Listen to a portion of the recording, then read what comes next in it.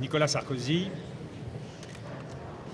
avait promis de me pendre à un croc de boucher.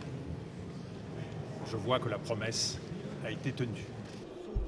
C'est la fin des audiences au procès Clearstream en octobre dernier. Le parquet vient de requérir 18 mois de prison avec sursis et 45 000 € d'amende contre Dominique de Villepin. Pendant 4 semaines, le tribunal a essayé de démêler les fils d'une affaire extraordinairement complexe.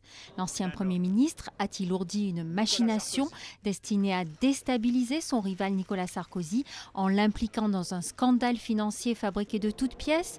Pour l'avocat d'un des prévenus, les audiences n'ont pas permis d'y voir plus clair.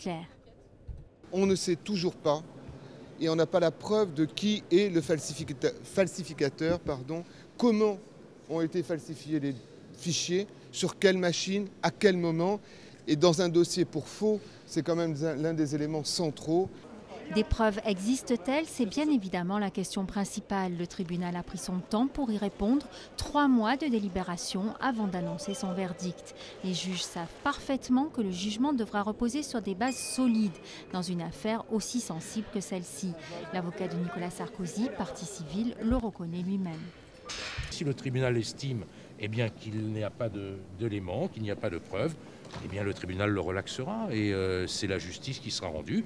Si le tribunal, à l'inverse, estime qu'il y a des preuves de l'implication, soit comme complice actif, soit comme coauteur, soit comme complice passif par abstention, le tribunal rendra son jugement.